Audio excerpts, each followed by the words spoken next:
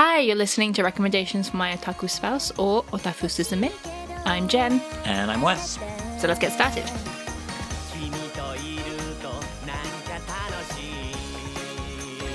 So this episode involves a manga that I recommended to Wes for once.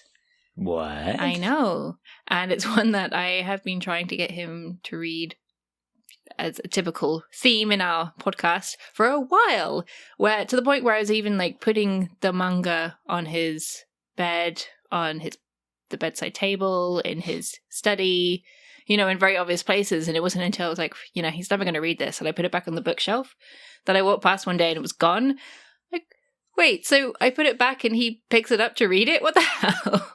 You gotta keep you guessing. You keep me guessing a lot. Good, then I'm doing it right.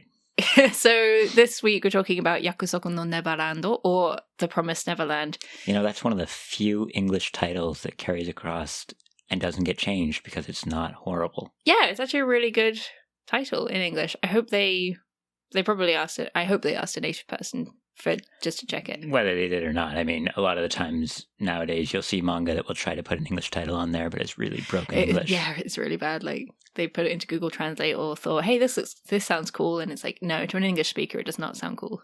Huzzah. Yeah. But this time, it's nice, it's short, it's succinct, it works. The Promised Neverland. The Promised Neverland. So we will have spoilers up to the end of Volume 4 of the manga. I highly recommend that if you have, you've probably heard of this manga / anime. If you've never seen or read it before, go read it, go watch it, and then come back, because it honestly is a lot better when you know absolutely nothing. So from now on, there may be spoilers to the end of Volume 4. Yeah, the biggest spoiler you'll pick up with in episode 1 / chapter 1. Yes. But so at least go read 20 pages of manga / watch 20 minutes of anime, and then you'll be fine. Yeah. So I guess, what did you think? It is a hard one to start with. Oh, I should probably say, okay. The Promised Neverland, as a quick synopsis, is about a group of kids who live in an orphanage. They find out something terrible is happening and they need to escape. That's more or less chapter 1 / episode 1, like I was just saying, that people should at least read or watch before listening to this. And it works pretty well, I think. I've got two major problems with it. First of which is this is a Shonen Jump series, and it's been running now for 3 years, which means that math tells me there's going to be about 150 to 160 chapters. I thought you were going to say volumes for a second there. Oh, no. So 150, 160 chapters would be, 16 volumes. Yep. And with some chapters that haven't been volumed yet.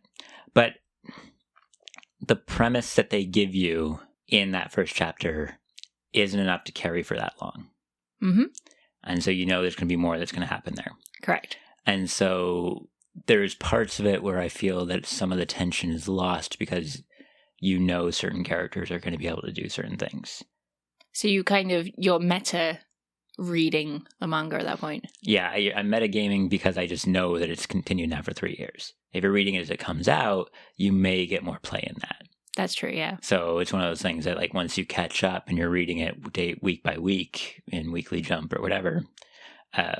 Speaking of which, Shonen Jump has an official app in America where you can read this weekly. I'm assuming you can read it. Yeah. There they do simul pubbing. It comes out simultaneously. Yes. But I just found out is that you cannot read the legal app in Japan because it's blocked, which I'm kind of annoyed. Well, I can understand why, but it was I wanted to have a look at how they translated some stuff and I wasn't able to check it. And I don't want to go look at pirated stuff because screw pirates. It's just, but that's how they Crunchyroll, Shonen Jump, all those things, whenever they have the American alternative, it's always blocked over here. But no, so you get that first chapter, and it's a horror manga. At its base, it's a horror manga. I would describe it as a thriller. A sci-fi fantasy thriller is how I would describe it. Okay, up to volume 4. It feels like a horror. Horror / thriller, maybe. But thriller and horror always go hand in hand. Okay. And with how chapter 1, episode 1 ends, it ends as a horror manga. Then as it continues on, as you get your characters, it immediately pulls back from that, because what makes it a horror manga... Oh, sorry, we've already said there's going to be spoilers. The kids are being raised to be fed to demons. Yay! So there's a bit of a jump in there, right? But they show you the demons at the end of chapter 1 / end of episode 1. I'm just going to say at the end of the first whatever chapter.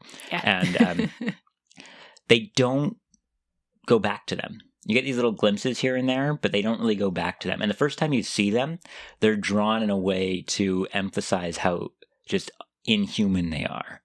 They're huge with creepy long fingers and long nails and weird tubes coming out of them, and their eyes are vertical instead of horizontal, and they've got weird horns and points and shapes that aren't human. Yeah, they are quite terrifying. It's supposed to just be this weird thing from another world that's supposed to just kind of get at that base level of horror. Mm-hmm. And then they go away from that. And you jump back to entirely human characters and more of a human situation of, well, most humans aren't raised for slaughter, but... How do you know, Wes? Silent Green is made of people. That's a better joke than what I was going to make, 'cause otherwise we wouldn't be able to broadcast somewhere. No, but... So then you go back to where you just have the child cast and the people who run the orphanage and all of that, / farm. And so it becomes more of a thriller because you've removed the inhuman aspect of it, I think, at that point. Well, don't you mean you've removed the horror? Because you still have the thriller of the kids versus the adults. That's what makes it become a thriller. That's what makes it become a thriller as opposed to a horror. But they also immediately put a ticking clock on that, which comes back to what I was saying about this is 16 volumes long. It's either going to be really slow or you're going to have to change what the story is at some point. Because you can't have them trying to escape the orphanage for 16 volumes because a ticking clock won't last that long. Won't it? No, it won't. Yeah, so right away they find out that they're being raised for slaughter, and then they're told, like, you've got 2 months, and then your 3 main characters are being shipped off to Fancy Demon Festival because their brains are the most succulent and most juicy. Yep. Yeah. Where was I getting at this? Oh, so that was like the horror thriller bit. And because the first episode is presented a horror, I think it actually goes too long, both in the manga and in the anime. Really? Oh, yeah.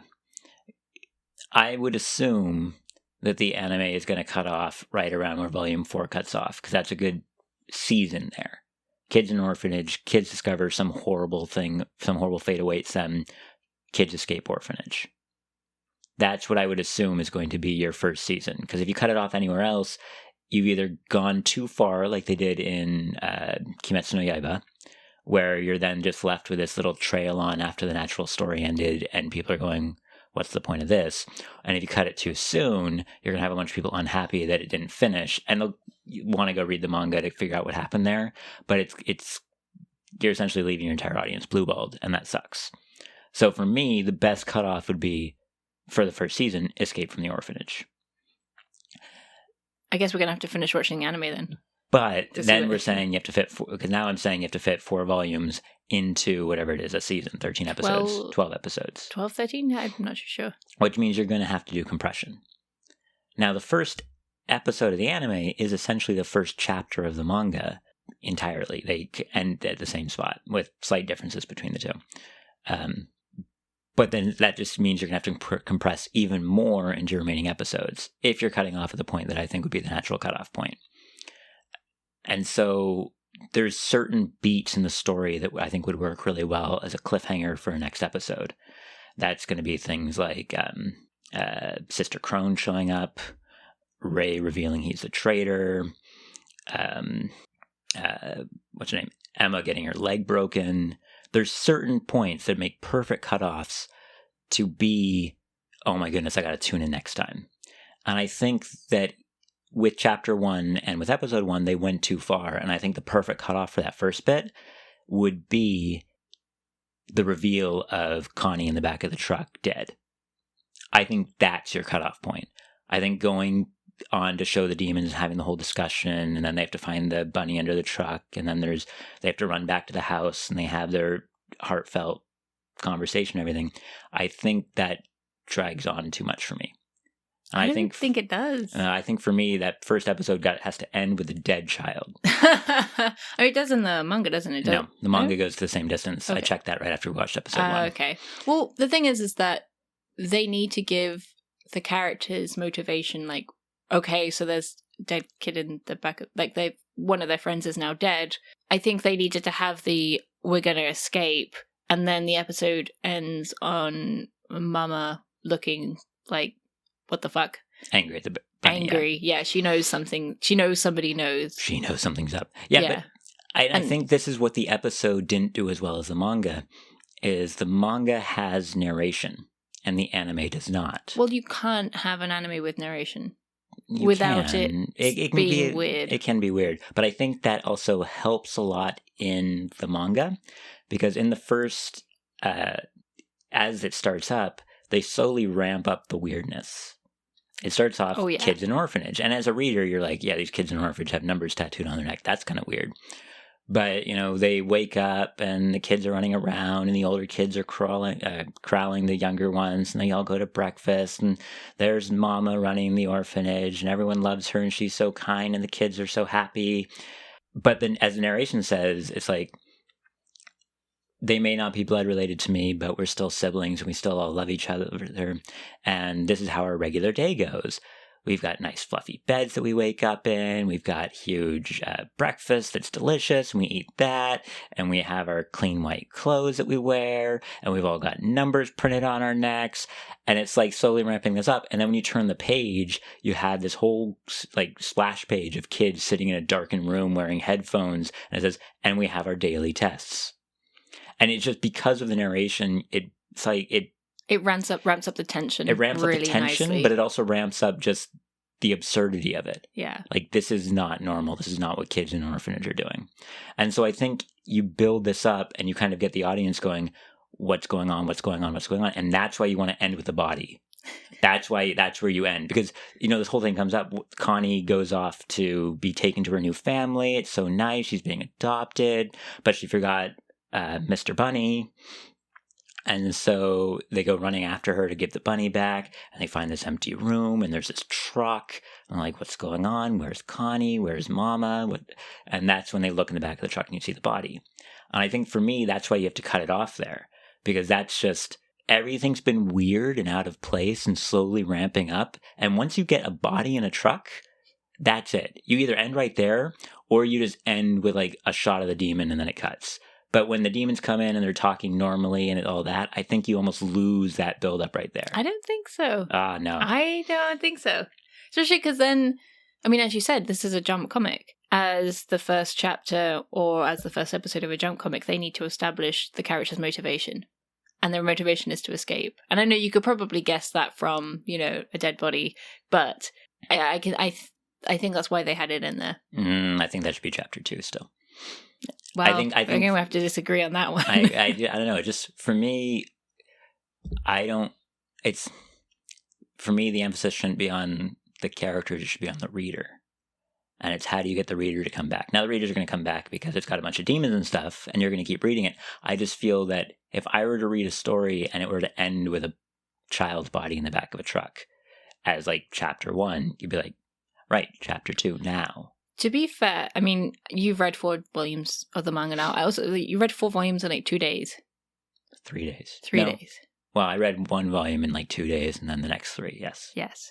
So you stormed through that pretty quickly. And when I read it, I stormed through it really quickly because at the end of each chapter, it felt like there was always a cliffhanger and I had to read the next one. At one point, there's literally a cliffhanger. Nah. But that's what I really like about this series is that there's always something that makes you want to read the next chapter. Yeah. And that's another thing I like. I think the manga does better than the anime as well, is that as a thriller, I still think of it as a thriller, there's always something going on that you can't quite see. Oh, no, they do a good job at hinting at things that will play later. And some things you get a quick play off, like the pen, and other ones like the azaleas. The azaleas are interesting. Mm-hmm.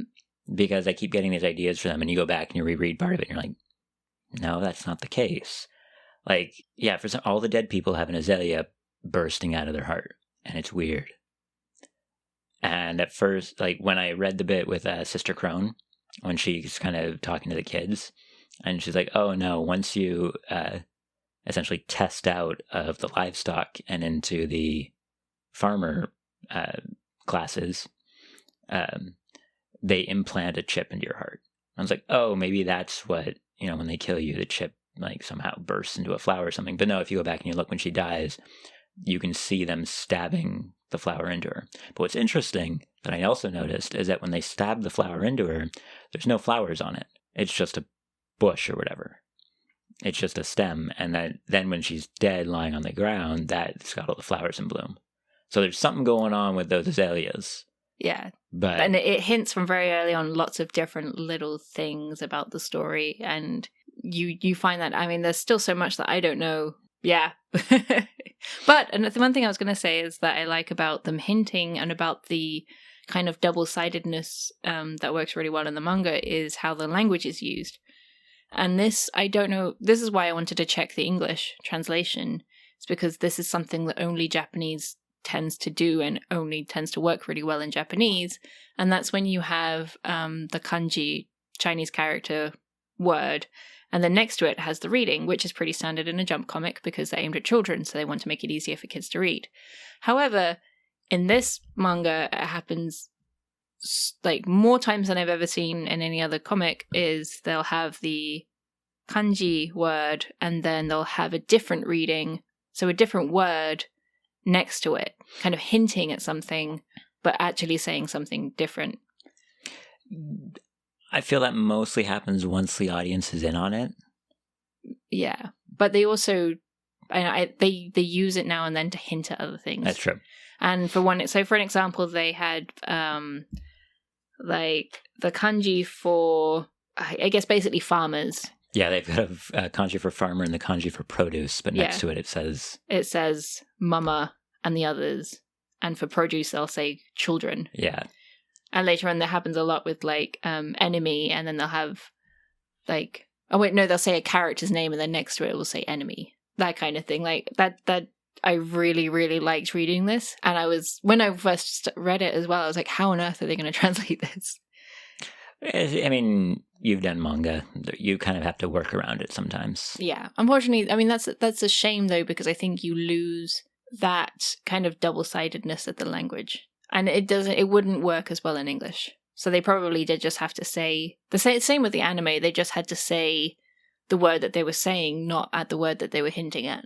Oh, yeah. I in anime and in songs, actually in songs more so than anime, in songs they have a really big tendency to do stuff like this. Yes. And it always annoys me because I'm going, if you're listening to it, you're not getting this double meaning. Unless you read the lyrics, and so many people buy songs digitally, you don't get the lyrics in the CD packet like you used to. So, artists may think they're being so clever doing this, but no one's ever going to know unless you sing it at karaoke, which admittedly is a bigger thing in Japan, so maybe that's what they're doing it for. Maybe that's how it works. Maybe, but it works really well in manga if you can read Japanese. It's true. There's one line, or there's one word that they keep doing that for that really annoyed me. Oh, what's that? I don't remember what it's called in Japanese, but the Tefari. Tefari. Yeah, that's what they put the reading as in katakana next to it, and it's for this holy demon festival. Oh, yeah. Yeah.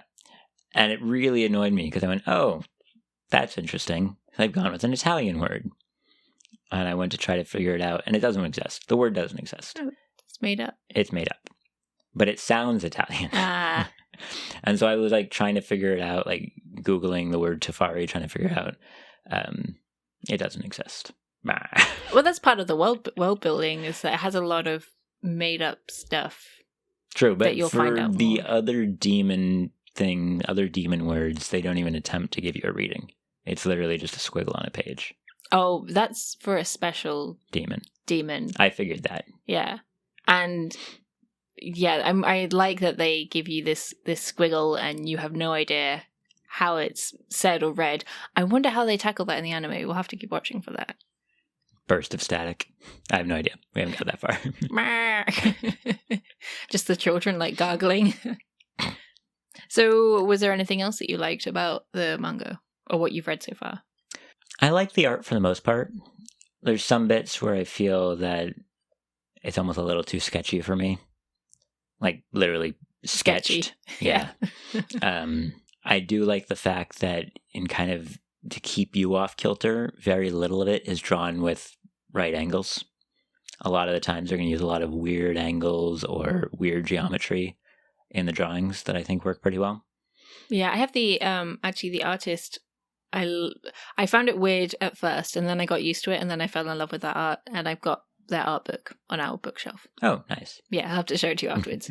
But it's just their style. It's just a very strange style, and if you didn't know this was Jump, you probably wouldn't guess it was Jump. It's so different from every other Jump comic out there. The big thing that hints at it being Jump/Sunday/Champion and probably Jump, maybe Champion, is the fact that it stars children. Stars very optimistic children. A lot of Jump comics do. Exactly.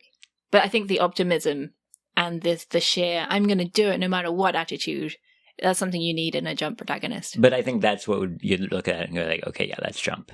Because you're not going to see other magazines printing things like that. Yeah. But, I mean, you have to admit the art style is very different from most Jump comics. The fact that the protagonist is a girl is also not common in a shonen series. True. I think also kind of going back to the thriller aspect is that this, when I read this, it felt like I was reading Death Note for the first time again. I've never read Death Note. I know, but it had a very similar style of finishing on cliffhangers and keeping you making you want to keep reading. Even though I think this handled an ongoing story better than Death Note did, because Death Note had a stupid bit in the middle that just ruined it for a lot of people. That makes me want to go read it.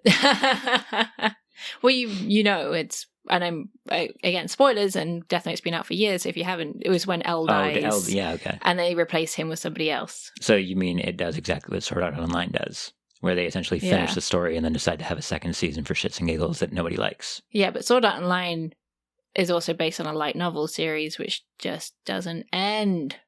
They always have to go to a new game. Yeah, no, but I do think actually apparently the mangaka for the Promised Neverland has everything planned from start to finish. So they know exactly where they're going. And it's not going to be like Attack on Titan when they say, oh, it's popular, so I'm going to keep it going and never actually tell anybody anything. Or One Piece. Or One Piece. Or Bleach. Yeah, but Bleach, they never said that they had an ending in plan, did they? I think they did. Oh. And you know what all these have in common? A Jump. They're all Jump comics. But I'm hoping that's not going to be the case with this, because they can't, with just how the story is, they can't not end it. There has to be an ending in sight, because there's so much setup that they need to plan it well in advance in order to give the delivery that they're going for. Well, the whole point of this is the kids are trying to escape, so they're not in the delivery.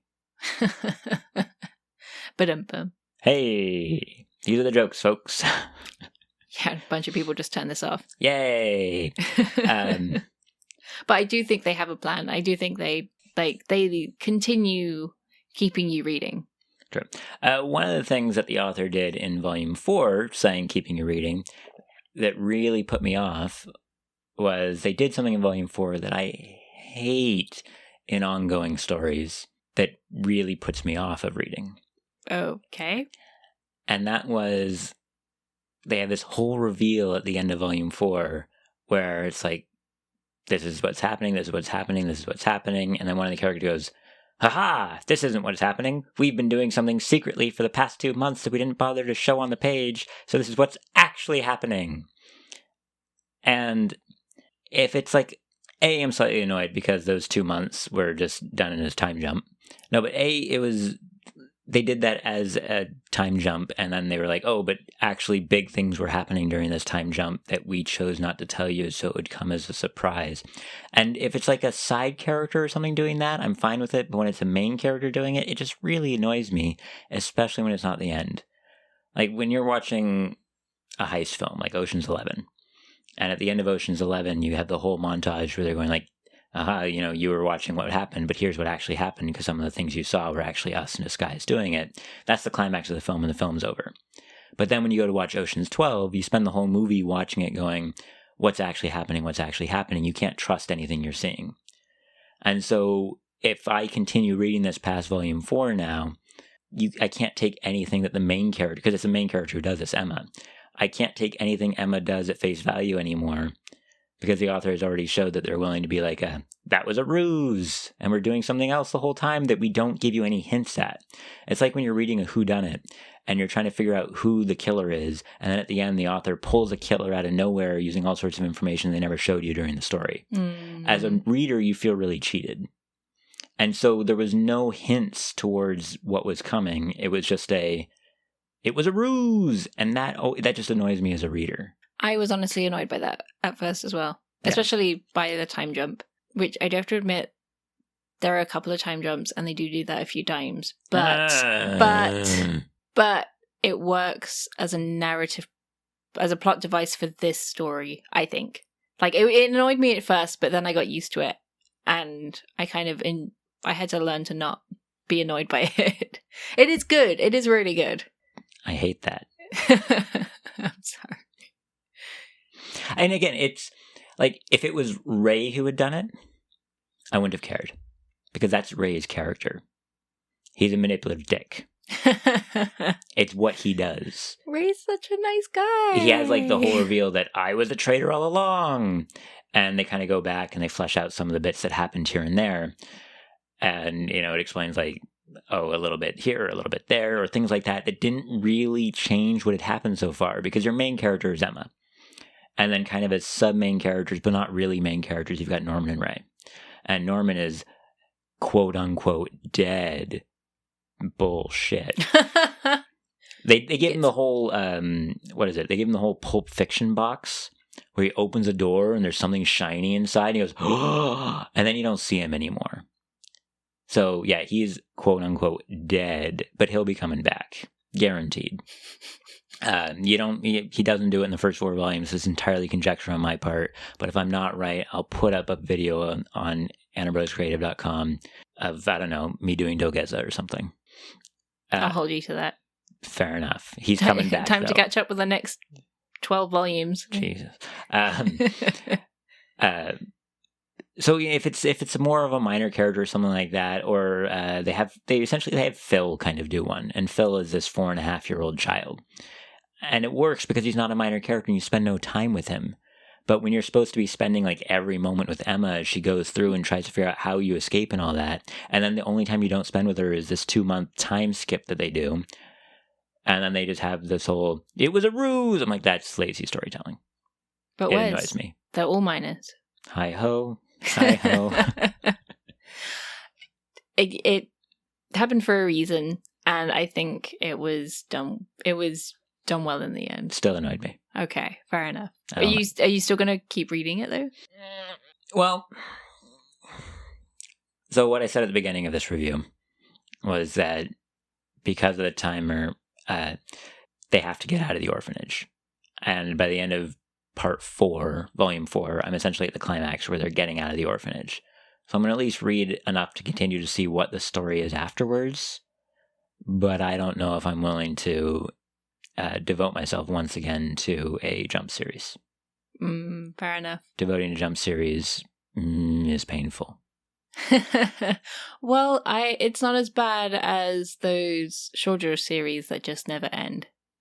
And I haven't read one of those in a while either. No, actually, we haven't read shoujo in a long time. But even so, the shoujo that we really liked, all finished. That is true. I think all the shoujo that we've really liked are done by this point. Yep. Like by 16, 17, 18 volumes, they're all done. It's only the ones that go on for 50 volumes, like Skip Beat, that we drop and hate. That one's for you, Stacey. So yeah, I'm going to continue reading to see where it goes, but I'm feeling really hesitant about committing myself for the long run. Is that why? Because you normally enjoy lighthearted shoujo romance stories. Yes. And I really like stories that have a narrative. And so this is great because I'm so invested in the plot. Is that why you don't like stories that will invest you because you're scared about being hurt again? Did a manga hurt you, Wes? I don't like stories that don't end. And I don't trust Jump series to end. And when they do end, I don't trust them to end satisfactorily. because it usually just seems to be well, you're not making the numbers you used to, Bessie. Time to put you out to pasture. Oh my god. That's how Jump series ends. It's true, but still. I mean, that's kind of appropriate for the theme of this, but I don't think it's never, like, this is super popular. Every single time a new volume comes out, there's always mountains in the store. Oh, yeah, it's a popular Jump comic. Yeah. I remember, I think it was last week or the week before, I accidentally walked into a bookshop on the day that all the new Jump things came out, and there were tables just straining under the weight because you had... I know that one of the big ones was the new My Hero came out, the new, I think, Kimetsu no Yaiba came out, the new One Piece came out. And the new Yakusoku no Neverland. Yeah, and so there was just mounds on these tables that were sitting there going, oh no, put me out of my misery. It was ridiculous. That is one thing I do like about Jump comics is that they release the chapters so quickly that you don't have to wait long until the next volume comes out. Because I'm not going to buy the paperback magazines because otherwise... we'll have piles and piles in our living room. Yeah, you get a new volume every 2 months because it's weekly Jump and there's 8 to 9 chapters in a volume. Yeah, so that's why I know I will keep buying these whether you keep reading them or not. Well, that's fine. I'm not going to tell you what you can or can't read. Good. I never feel as comfortable that a manga actually is planned out, start, middle, end. Because so many of them do give into editorial pushes, and then you just get these things that just get dragged on, and next thing you know, you're in an endless 8 Harui situation where you're reading the same school festival from the point of view of 6 different characters, and you're going, oh my goodness, thank goodness, Quintessential Quintuplets is finally over. Did you read that? I don't think I've read every chapter because there were parts where I just got bored when I'm going to wait for the next plot point to start up. Wow. Well, what about, so one, in an earlier episode we talked about Komi-san can't communicate. How do you know that that's going to end? Because that's my problem with romance manga is, are they actually ever going to get together? And I normally lose interest by the time they do. No, that's a fair point because Komi-san has now been going on for 15 volumes. Yeah. So probably about the same length as Promised Neverland. Yeah. Komi-san's also more so a gag manga. So you'll read every chapter just because it's funny. Yeah. I mean, it's like, I don't watch a lot of live action television shows because eventually they just try to pack too much drama into them, and I hate them because I know there's never going to be a payoff because there can never be a payoff because then the show's over. But if I sit down and, I mean, I don't really watch The Simpsons anymore, but just things like that. If you sit down and you watch an episode of The Simpsons, yeah, you may be in season whatever, but it doesn't really matter what season you're in. And if it ended the next day, it also wouldn't really matter because you're not waiting for that payoff. Now, Komi-san has been getting more plot driven, which I've been enjoying, but it doesn't feel like they're just taking one event and stretching it too far. As soon as they do that, I'll drop it too. I have no loyalty. If I'm not entertained, I'm not going to buy it. That's the kind of consumer I am. You're such a heel, Wes. Yeah. But I have no loyalty. All of you are scum. No, but that's when I look at these types of things, that's just how it is for me, is that once a show or a manga or something like that is boring, I'm out. And that's, to me, that's based on my opinion of a show or manga or whatever. I don't expect everyone else to agree or anything like that. But once I'm done with it, I'm done. It's the new Star Wars just came out. And I don't think either you or I want to go see it in the theater. Nah, I got bored of it. Because we're both bored of it now. There's nothing dragging us in. When The Force Awakens came out, it was like, oh yeah, I was still coming off of this, my memories of Star Wars, which are great. And you never really cared in the first place, but there was enough public upswell that you kind of got caught up in the just general emotion, and you go and you see it, and you're like, okay. And then slowly by this time, you're just like, yeah, I don't care anymore. Yeah, we didn't see the last, not Harrison Ford one. Crap. Han Solo, yeah. Yeah, I eventually saw that on DVD, I think. Oh, did you? Yeah. How was it? It was a movie. Okay, cool. I mean... I guess The Mandalorian is supposed to be pretty good, but that's the thing for me, is that even if it's the biggest thing to me, I don't care. I don't care. Yeah. I really hope that you don't stop caring about this, because I'd like to talk to you about a lot of the things that happen later, because I haven't had anyone to talk to about this, which is another reason I wanted you to read it. But it's a Jump comic. Isn't everyone reading it? Yeah, but no one that I talk to. Meh. I haven't got any friends, Wes. This is why I podcast with you. Wow. The truth comes out. Jeez, talk about an expose.